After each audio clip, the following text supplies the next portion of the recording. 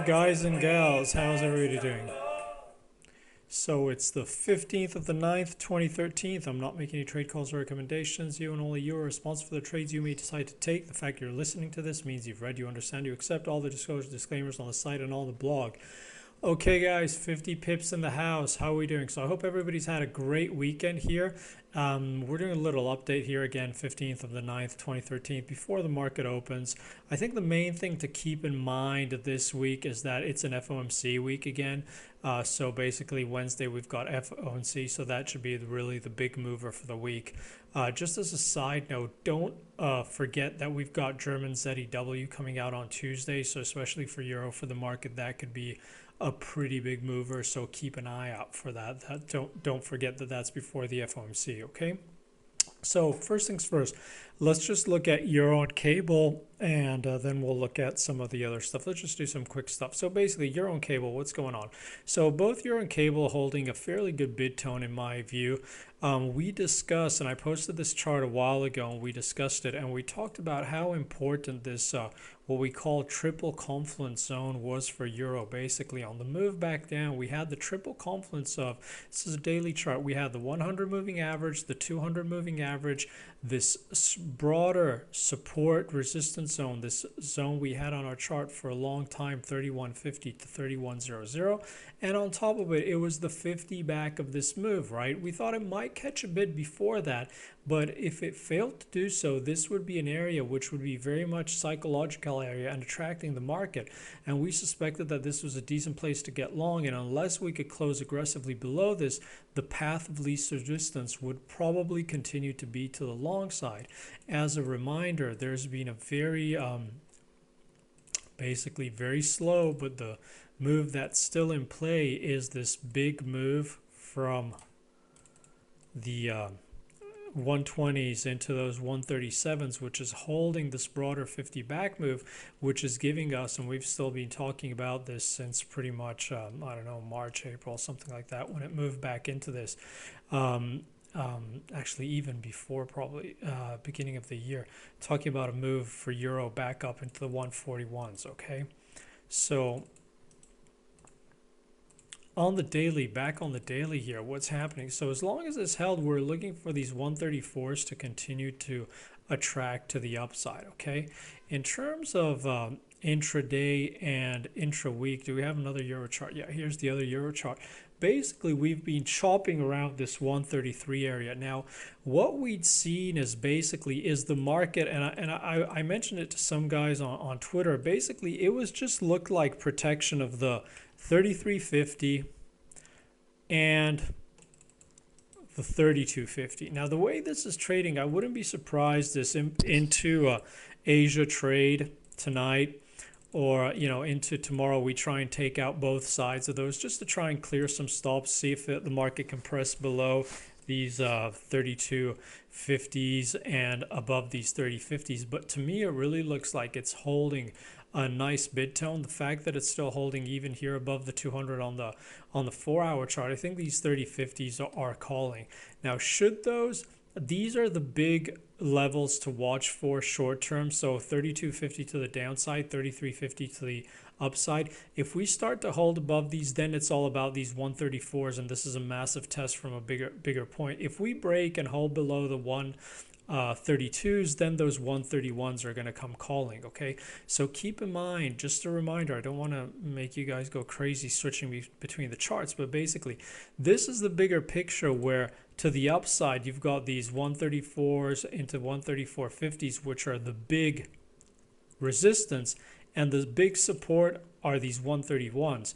And the key for a test of those, I suspect, is going to be this 3250 and 3350, right? The market seems to be protecting those into the end of last week, and the first one to break and start to see 4-hour closes above, or especially a daily close above, I suspect momentum and flows are going to come in with the direction of the break to test that extreme, so the resistance or the support. But I still think we've got a bit of unfinished business to the upside before.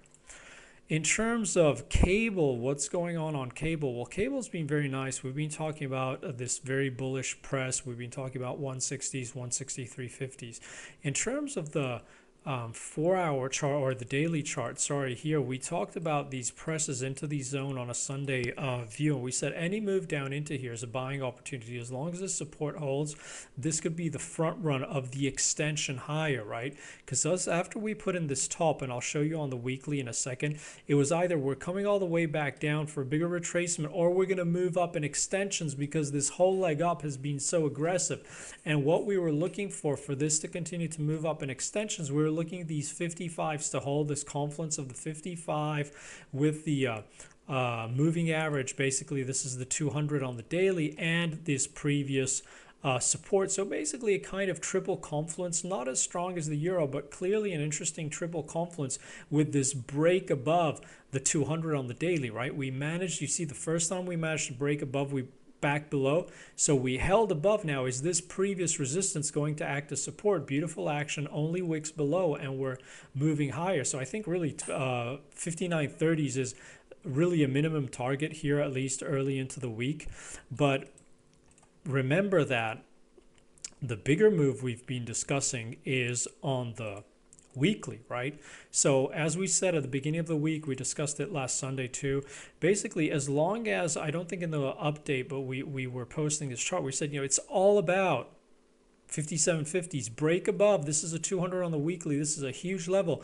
Sustained flow should come up to the upside. So again, from terms of the bigger picture, as long as we hold above 57.50s and we do not close the week below, then this is still going to be bid to the upside. We're looking for a move into the 160s, 163.50. Before I forget, let's just go back on this euro chart, and just let me clear this up, because we had a similar chart here in terms of weekly for the euro, and here it is, right? So don't forget that the 134s are really important, because also that's just above the 200 on the weekly chart too. So if we close above that, and especially if we take out those 134.50s, just which were those recent spike highs, we're going to be potentially confirming our view of euro for a move back into those 140s, 141s, and the weekly will be starting to shape up, you know, pretty much just like the cable one, where we're looking at these 134s. Basically it's the same as the 57.50s on cable to be the pivotal level from a weekly perspective for volume or flows to come in. So, and especially this week going into FOMC, post FOMC, hold above or below 134s I think is pretty going to be the most interesting tell for us on euro. Okay, now, just another couple of currencies. I got a lot of comments on that when I was discussing it a couple of, I think it was in the free Sunday webinar about Kiwi when we're holding at these lows, and I kept on saying caution, the velocity to the move is to the upside. And indeed, bam, we've moved all the way to the upside. So then a lot of people have been telling me recently, are you very bullish Kiwi? And you know, the whole point is to be bullish at lows, not at highs, when you can trade it with a much tighter stop and a better risk reward, right? So just to put this into perspective, you know, not a question of being bullish or bearish, but we felt at lows that clearly the velocity and the risk was for a move to the upside. Now, and I posted this chart and I was talking about it on Twitter a lot, heads up for the 200-day on Kiwi, because you see what's happened. We've broke all the way back up and we're hovering here, and price is just holding below these 81.80s, which is the 50 back of this move down, confluence with this previous support resistance line and the 200. I wouldn't be looking at as a fib, okay? I just have it here for the reference to give you an idea that it's also 50 back. I wouldn't be trading this as a fib to the short side. The only thing I'd be saying is this is clearly, if the shorts want to step in, this is where they have to step in. They have to come in and they have to keep this trading below the 200 on the daily. If we start to get daily closes above, well, clearly the upside of the range is going to become more and more interesting. So this is really 81.80s with this 200. Daily is going to be pivotal for the week in terms of a daily close for Kiwi. In terms of Aussie, we're stuck in this broader range. We discussed the range a lot, and we just traded this to the upside for a move back up into the high range. The only thing I'm saying is you have to respect this range, right? As long as, and the range pretty much is 93.50s into these 89, 88.50s or 88s. You know, as long as price closes inside this range, there's very little edge, or not very little edge, but the most interesting play is to fade the range, right? But keep in mind that if we break above the range, then 95s are going to be calling. Basically, if you look at this on a daily, and to give you an idea, just put something like a 200-day on this. You see how extended we are to the downside, right? So should we break outside of this broader range that has settled in at the, you know, there's a lot of room for retracement to the upside. So you just want to be mindful of that, okay? Then I'm just going a bit quickly because I'm cautious of time. I don't want to make these too long. Another thing I just wanted to point out, which I think is interesting here, is gold and silver.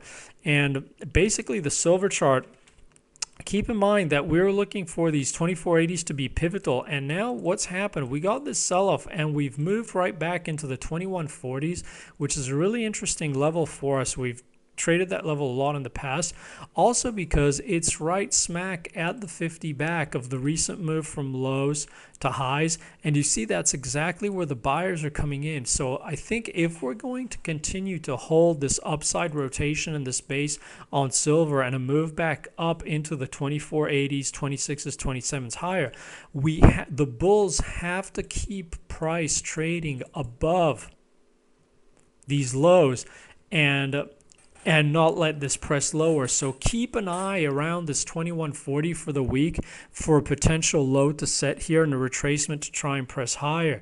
And it's going to be very key because if we start trading heavily below, we could really get some aggressive downside coming back in. And it's a similar level for gold, right? You see what's happened. Basically, we've come all the way back up. We got sold right at press above 1400s. We've moved right below, and 1300s defended and right at the 50 back of this move. Okay, very aggressively, buyers coming in. So I think these could be interesting lows that are trying to set here on gold and silver. So I wouldn't be too aggressive to the short side. I think the long side could be constructive here, but I think there were interesting levels and I just wanted to point them out. Okay, so I wish everybody a great Sunday, great end of the weekend. Stay safe, stay happy, get rested for the trading week. Thanks a lot for listening. If you like the content, don't be shy about sharing it. See you guys for London Open on Twitter. Have an awesome one. Thanks again for listening. Bye-bye, guys.